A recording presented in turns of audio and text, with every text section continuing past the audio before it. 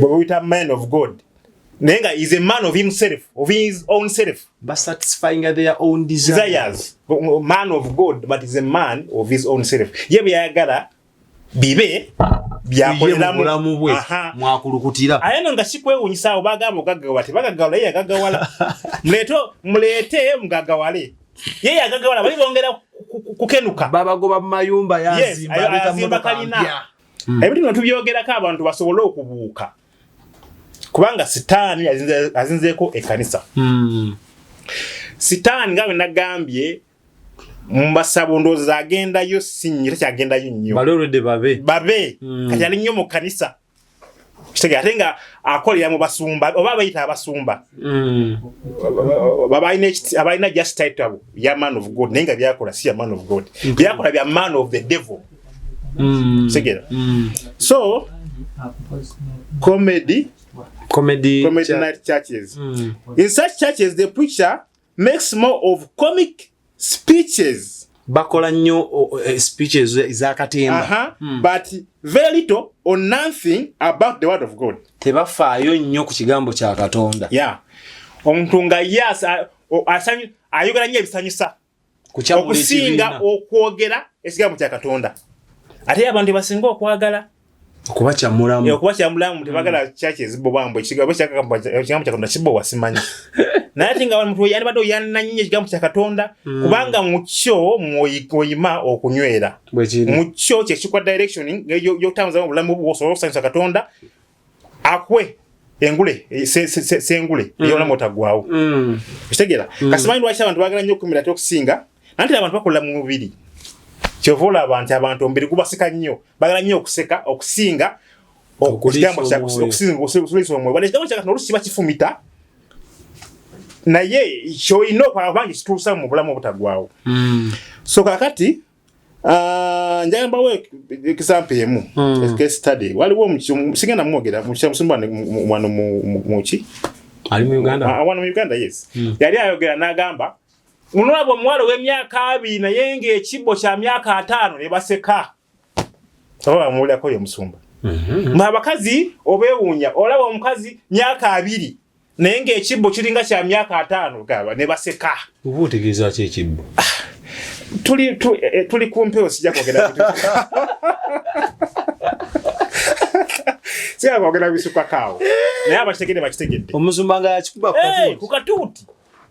Kandi lwaki mugenda mu comedy waze ku makinga wase okufuna abantu kusanyusa abantu oba kwogera kigambo kya Katonda kweta mukola message ya Katonda alogwe manyi yagambo wakabina kanyenye bakakase yambala engoye zijjayo figa obalage ku Katonda what your mama gave you anti yo comedy kati njalo kine ne DJ walimu mochi wa oyo man of God yajogera Yo sijja mkweka abantu amanyi ku TikTok sound nanti title ewe wapenda yagamba jayo piga obalage Katonda kye yakuwa yes nenga kyekyo men of God by title not men of God by action ebikolwa baina manya yes baina title mfanya kuna toyinza kwogera bwotyo ku kituuti ate sina ku kituuti okka kubanga kanisa iyo ibe bantu ne obanga tole ku kituuti ne mu normal life tweza kwogera bwotyo. Hallelujah. So kati ekyo kirabye eyo example I think emala jaga tubiteete mwemu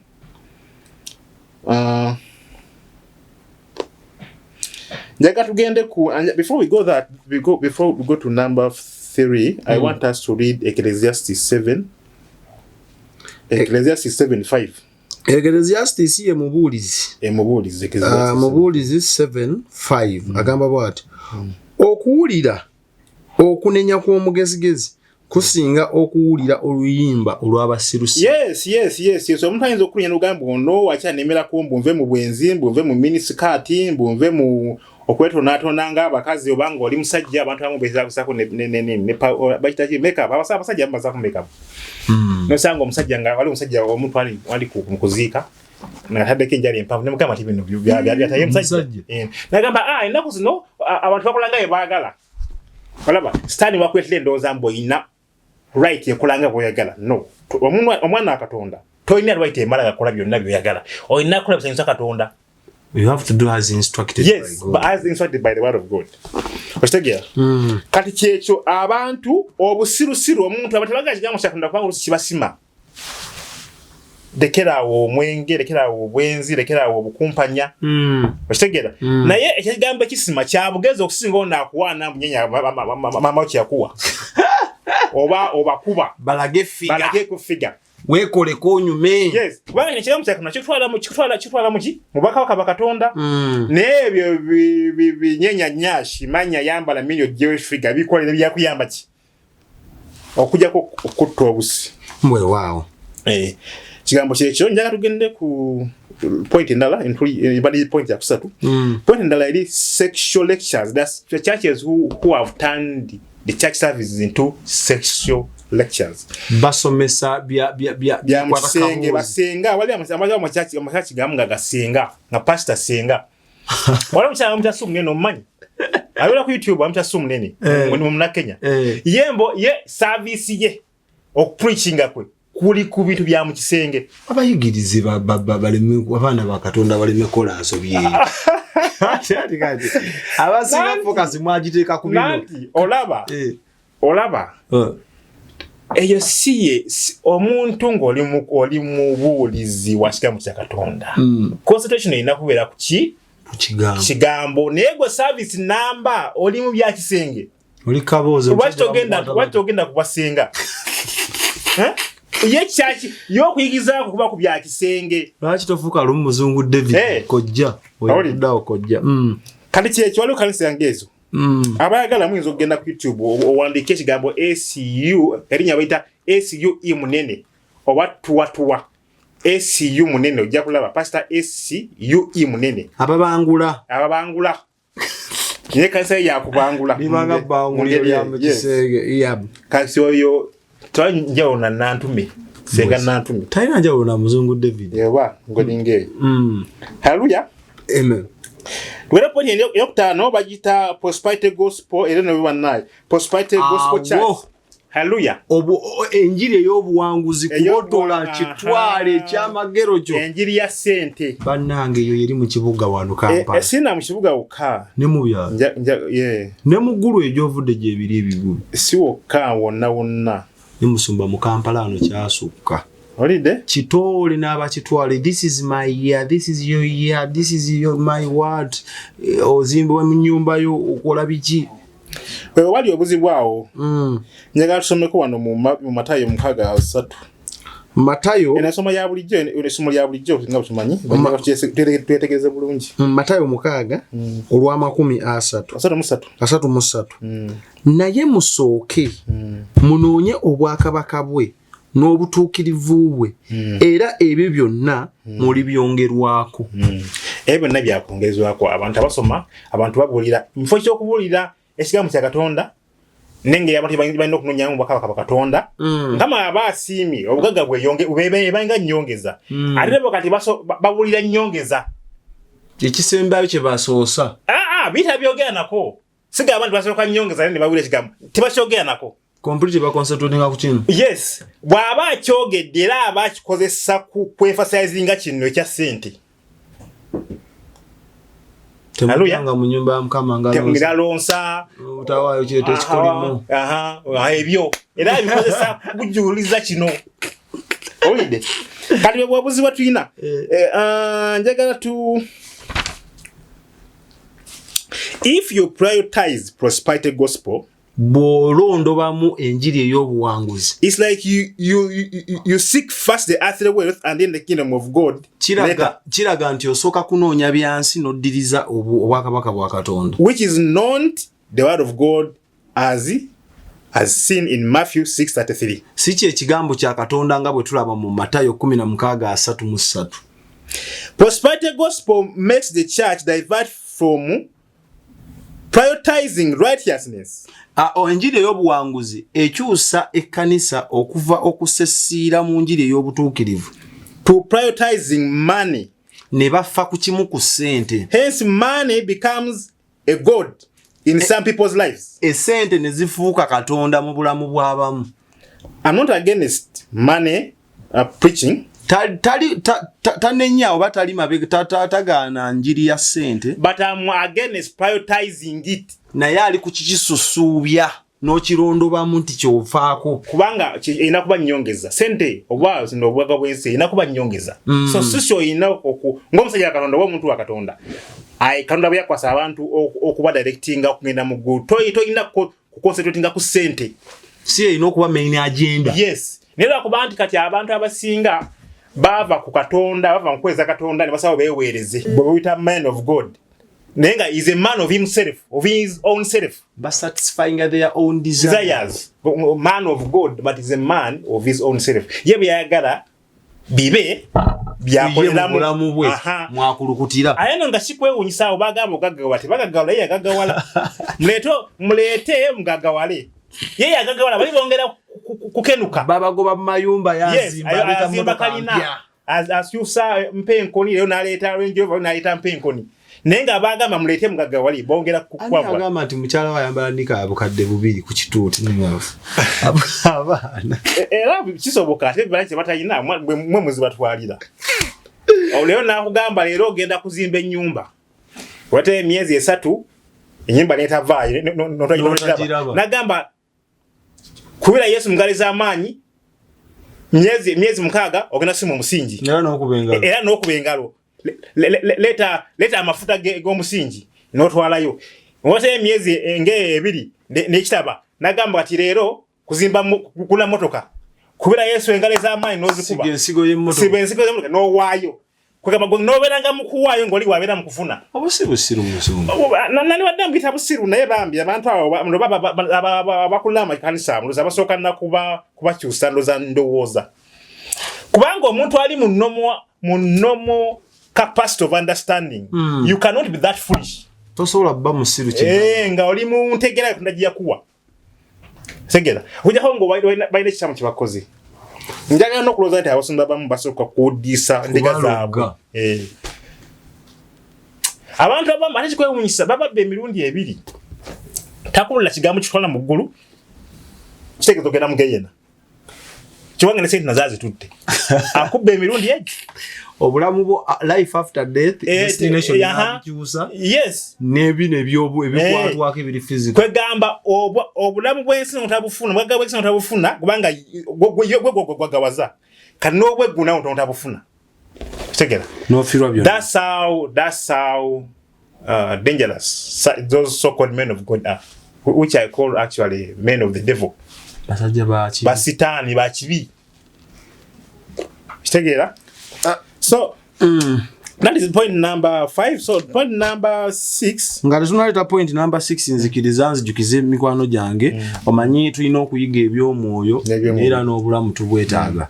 Gwe wenna ng'otawanyizibwa zino endwadde wamanga, olina prostate enlargement, olina emmeme, olina aniya, olina asthma, olina ulcer, olina olumizibwa mu omugongo ne mu nnyingo, olina ebizimba mu bwongo, olina sukaali, olina ebizimba mu lubuto, olina allergy, olina ne kabootongo. Ogezezaako eddagala abantu wangi naye nga bigaanye. Kyengenda okusaba tosooka kuggwamu ssuubi nga tonnagezesaako wano. Njagala nkuwa ennamba eno y'essimu ogitereke buli b'obujulizi. Ennamba eri 0706 06 4923 bakubire obagambe namba najije ku expo soda yagimpadde babayita ba God Hills abo medicine. Ate ekinjawulo kibalina ne bwobeera ludda oyinza obutagenda ku ddwaliro lyabo wennyini basangibwa ne basobola okutuusaako eddagala mu kitundu awo wennyini w'okolaki w'oli ndoza gye bayita delivery. So kube namba y'essimu eyo obulamu buwone. Musumba nyongerayo ku kabonera akalala kwolabira nti ekkanisa abo bali ku musingi gwa sitaani. Akuno kakasemba ndoza nabamuka tumanga tunabaliza program. The church which literally worship its leaders. Basinza abakulembeze. Omukulembeze tasobya, omukulembeze kyagula kyekyo oba kikyamu oba kituufu. Naye obanga kikwatagana kubyawandikibwa omukulembeze agambye eki? Anti olunyi lugamba tokomanga ko yafukibwako amafuta. Nanti abantu bafuka ku mafuta, agava mu bwakabaka ba sitaani. Okitegeera. Nate musumba kyogedde kituufu. Nina abantu ku channel eno. Akuwoninga n'okuwoninga. Nti abalaba ogereko niyo tumwogerako. Nanti beta bajenda balina amafuta amatyevu agavawa. Toyogera ku musumba wange. Abambata n'okutta, baza n'okutta abamu. banaye endiga ziwolereza abasumba okusinga Yesu. Olide. Kwanga omuntu omulowoleza obubi oba omusi. Omulowoleza obubi oba omusi. Okufa si direct nti omuntu. Buli wenkulowoleza ekibi oba omulowoleza obubi.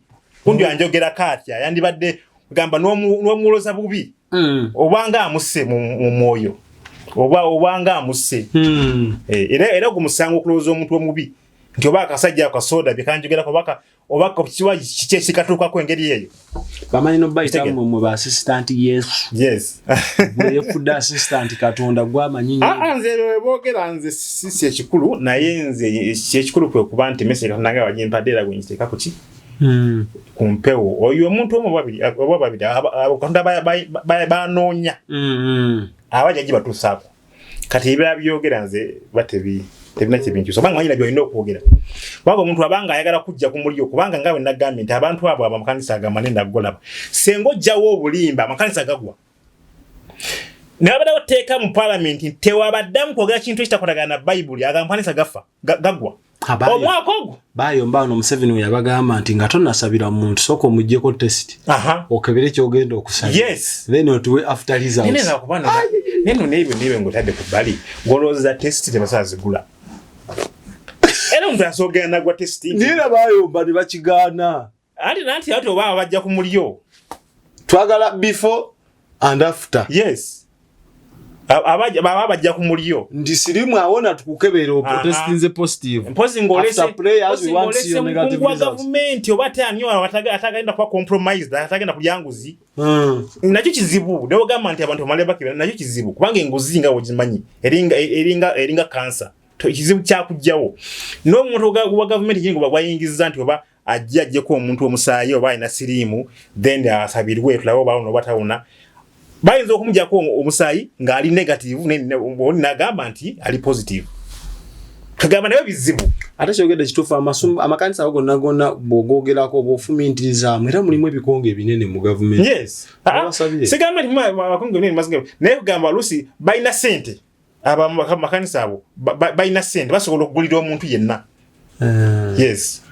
kyekyo nekugamba nakyo kiyinza obutayambe kyosobola okujjako kiyinza obutayambe naye era bakikuba ati bakikuba nanti omuntu bwina oyogera ku kintu ekimujjako omulio enjala abalina zijjayo bali obulimba kwe balya kati bagala mujjako obulimba bwe okitegeera so that is the church which literally worships their leaders. A church which does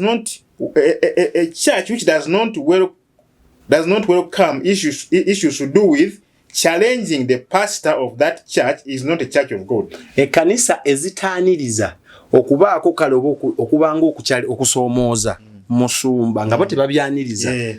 Because such churches, even if you are challenging the pastor, backed up by scripture, by scriptures. Ngoine byawandiikibwa. Yes, they fight you. Tokkirizibwa tuka ku. Tokkiriza kwenda ku level ya ku challenging pastor. Kitegeera. Kati obubuzi bwe tulina. Abantu baagala nnyo pastor n'okusinga okwagala obulamu bwabwe omwoyo. Tubaagala pastor. Kitegeera. Kubanga omuntu akubulira ekikyamu aba takwagaliza. Agambwa obulimba obukola mugenda aba takwagaliza aba yegaliza yeka. Babona ekisa kyenalaba abantu benyini bana ba pastor ababaleetera okuwaganyala n'okugenda mu maaso kola ebakola abantu benyini nze nyina bomba nenya kubanga abantu bagala mazima. Omusajja bagenda kushuta okubulira amazima ojja kufuluma ekkanisa odduke afiirwe sente kakyako naye bambi akubulira ekyo kyoyagala okuwulira akumira mu bulimba bwo oleme kuva wansi we anti byoyagala anti ashimanya nti ashimanya byoyagala okwogera era byayogera nnyo ku byoyagala owulira so si bye weetaaga kati obubuzi abantu ebayina bote bafaayo nnyo ku mwoyo bafaayo nnyo abagunda ababantu bafa nnyo ku man of God ndise ku myoyo gyabwe ne man of God nagamba kyoyagala nange ekingenda okukola kubanga neringa customer care customer kyaga kyokola okangambye kyokola bayiga customer care yes bayina customer care ategera wakwata embuzi yes ndiga mbuzi ziba ndiga bayo ezo ndoza okay ndiga in the sense that endiga mpulize okitegeera naye ate zinzo okuba embuzi kubanga embuzi tetekwa na magezi naye bwechwala kulya ye waganyala tefumitiriza naye bwechwala kulya kati simanyi oba ntulite endiga mbuzi simanyi ekyo kyange kale ekyo kyonge so most church leaders are filled with pride. They think whatever they say or do must be right. Abakulembeza abamu abamakanisa bajjuzibwa amalala balowooza bye boogera bye bituufu newe banga tebikwatagana na byawandiikibwa kasaya abanga yayogedde kiteeko okubanga kituufu. Man of God has said kwegamba mu ngeri eyo yeeteeka waggulu n'ekigambo kya Katonda kisinga okwewunyisa naye era tekyewunyisa kubanga oli omuntu yafukirwako amafuta ga sitaani era ye ayina kwagala bigeso ayina kulowoolezera wabweru wa Katonda. They are anointed by the devil. Kati ne bangi byakatonda byagala tekyewunyisa. Dasomako Deuteronomy kyamateeka. Deuteronomy kyamateeka ebyo mu mirembe. Okay, Deuteronomy ndoza ebyo mu mirembe is it? Yeah, I think Deuteronomy kisoka kyakubiri. Deuteronomy 32. He is the rock. His works are perfect and all his ways are just. A faithful God who does no wrong, upright and just is he. He is the rock.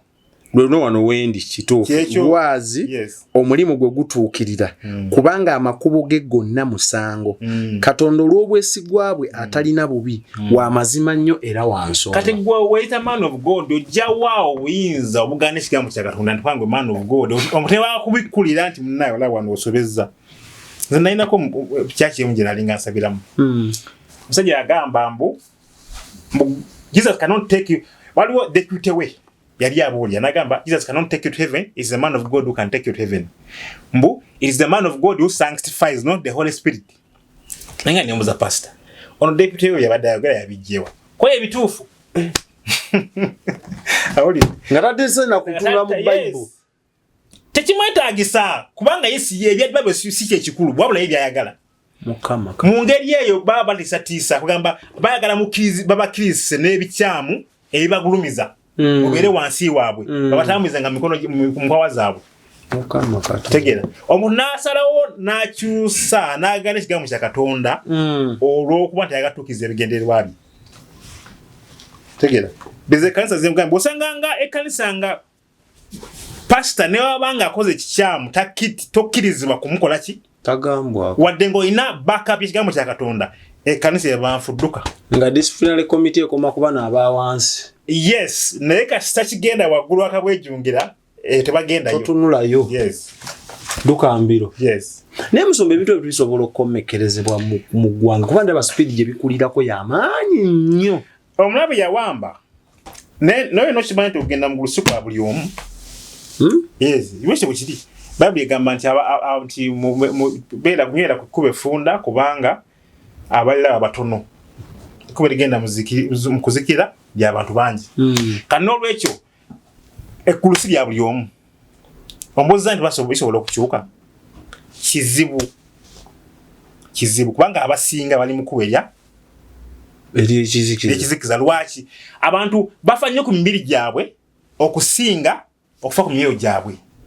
Tegera kati omuntu wagamba nti kitwale ofuna obugagga gwe byagala okuwulira ebikwatagana n'omubiri naye wagamba nti lekera okola bwoti lekera obwenzi lekera okoma wonge ekiro lekera obusungu ebyo it is against the what the flesh tobyagala kubanga kukosa kati olwokuba nti abantu bagala nnyo eby'omwoyo era kijja kuba kizibu nnyo bagala nnyo omubiri kijja kuba embeera ng'entu kyagitambuliramu paka kama wavu wakola ki Musomba kati abantu nga banene ababeera wansi w'okubula nga abakulembera yababuzaabuza like yaba manipulating obwongo obukeera ku makya enkomeyo n'ebaawo nga tebazuukuse omusango guba kubo oba kuono yabawuddisa n'abaziba akatambala ku maaso anti kati olaba kyovola abantu simanyi omusango gubeera naye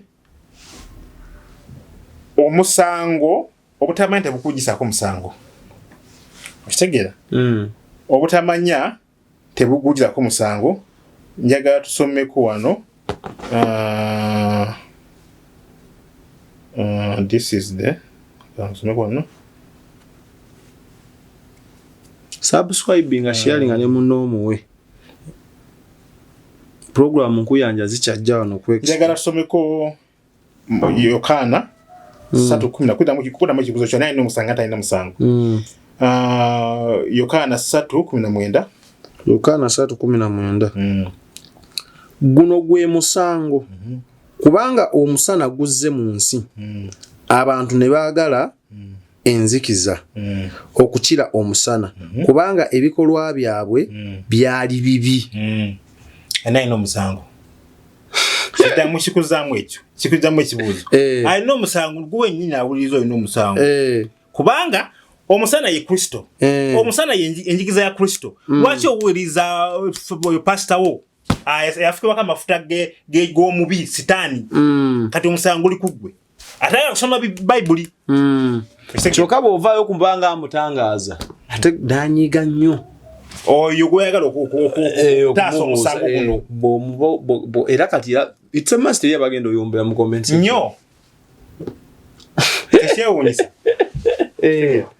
kati kyebwa obubaka nze Katonda batadde ku mutima okujja okukyamingako n'abooluganda abayagala okubuuliza manye abasinga tebaagala kubuuliza bintu nga bino kubamalako emirembe your Old Testament kind of preaching we are new.com kind of preaching something like that tuli mulembe mujja yeah, that kind of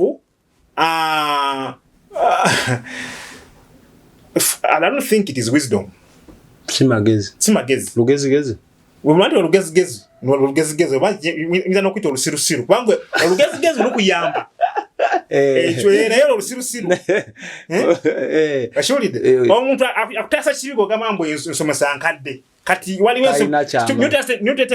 New Testament egamba nti mugende maaso n'okola emwagala oba biyo oba biyo bayida yemo babagamba mbu ensonga lwaki muva ne mwogera bwe mutu ebiseera ebisinga ebansalwa nti oli ayina ekkanisa kibiina kinene n'esente gwe tolina otambulira ku boda kati olw'okulemererwa nnyo okunoonya Mukama n'osalawo omusiige Toomi ze sijja kweyogera ye basumbuwa sijja kweyogera ku nati nze Katonda alina byambedde okutuukako naye si kikulu era batera n'obabuuza nti sodo y'omwami yazze what is his main agenda byafaaki n'ensi era naye kankikubuuze nga tonnagenda kuba bajja kimbuuza Musumba before you leave here what is your agenda kyenfaako n'ensi kiri bwe kiti Katonda omu kuweza weyantuma kubuusa bantu mu nkola ng'eno abantu okuba ddala amazima nti wano muli ku kikyamu wano muli ku kituufu n'ebyawandiikibwa kubanga si bangi abasobola okwawula ekituufu n'ekikyamu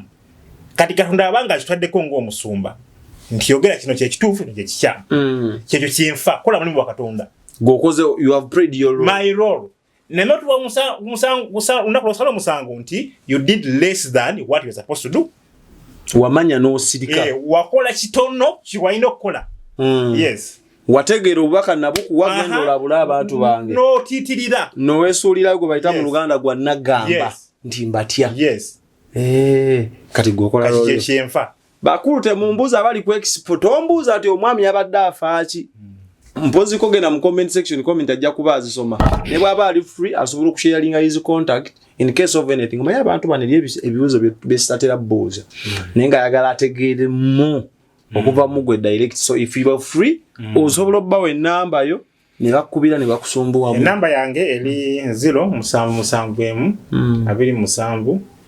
0238 eri ne WhatsApp 077 0771 27 not 2 02 39 yes aboyogera buterevu nani Musumba David bita Musumba David kimara wow tompita nyo msaka le man of God manya the anointed one okusokulumya okususuta ndi mono nyinga gwe era nange bino byenjogera senga sibikola tugenda fena mugeyena oyambadde omubiri nange now Paulo agamba I train my body as an athlete so that after preaching I'm not closed down nti nange bwemba mbulira nange fokulanga nkola ebyo byembulira kunakululi bale kunsibira yabwe bambi so mukwano gwaffe ndozo baka buyisewo bulungi gwe nalabya akatambikano kuva je katandikidde ate nokatuuka eno je tukakunzikidde eri abatero buuza nti kale sodo omulama gwoyo ogumubulidde ate gwe mulamu akinga expo platform yatekebwawo okwaniriza buli ndowooza ya muntu naawe ne bw'obeere ng'olaba nti musumba byasomeseza tobitegedde olinayo enzikiriza endala just call our number at 0770 944 266 tukubire nawe ujja osomesa eggwanga munnaffe tuli okuweereza abantu ab'endowooza ki ez'enjawulo naye nga sinabasiibula kuvaana eno mukwano gwange obulamu asika obulamu tassa mukono nkimanyi olina woogezesezzaako ne bigaana naye nga tonnaba kuwanika please kindly njagala ekirwadde kyekyo ky'otendereza okiroopeko mu bannaffe bano aba God Hills Abo Medicine olina prostate enlargement bangambye kwe okugaziwa mu bitundu naddala eby'enkizo prostate enlargement wawe basimanyi era just kumpi onyambako byambi then ng'olina emmeeme kintu ekyo ne kikka wansi ne kyambuka saidi ze y'emmanju olina hernia olina asthma olina ulcer olina sinus oba byebyo black omugongo guno ne emnyingo naddala abantu abakulidde mu myaka era naddala gungenda kuwa amagezi musumba bw'owulira ng'omugongo kugiraagiramu okowe ng'ennyingo zitandise okulumaalumamu ngenda kuwana akanamba k'akasimu ogende nako osobola n'oyambako ekibiina ky'okulembera n'okabawa ebizimba mu bwongo obulwadde tubuulira omuntu obwongo nga bwagendako ebizimba olina diabetes that is sukaali nga bagamba hormones is responsible for the balancing of blood sugars or glucose nga tezi acting naturally nga bakubye empiso za insulini bakubye empiso za kidduka mbiro bano bakuyambeko olina allergy olina syphilis duka mbiro mukwano gwange kuba God Hills Medical Abo Medicine enamba yabwe esimu eri 0706 06 4923 enamba eno enda kubanji kusomeranga ate naka akantu adani alika kuyisizamu wansawo in case ng'enamba togiwulidde osobola ogisoma n'ogikubako ne WhatsApp kwebali ate basobola okutuusako eddagala lyonna lyoba weetaaze mu kitundu kyo kyonna w'oli obulamu beere bulamu nnyo then tubuulire enjiri n'embwa yeesigame ennyama musumba siibula abalabi banene abatulabye abatulaba mwebaza nnyo okusookera obulamu obudde mutuwadde bino ebintu betwogera tibitera kuwooma kubanga binyigiriza omubiri n'ate biyamba omwoyo obulwadde obanga olina malaria quinini akaawa naye awonya panado takaawa naye tawonya kati eno okuwulira kwaffe kuno si kwangu abasikati bakakuwulira naye kwe kuwonya kuka Lokasowulira nga bikulumye nibabogedde wano nga bikulumye kale nalo twebaza nnyo Katonda twadde obudde namwe n'abatuuliza nnyo mwalindala obanga mukama asiimye tuddamu tusinkana nate amanya n'eddoboozi esigadde musumba businge David tweyanziza musumba David bwate bwakozona ku lwali avudde ggulu all right from northern Uganda okujja no masekati g'ekibuga Kampala mu studio zaffe okutuusa obubaka buno kitegeeza awaddeyo omutango tokitwala nga kya muzannyo fonna omukama Katonda omulungi abatukuumire bye bye. xpotv to the world.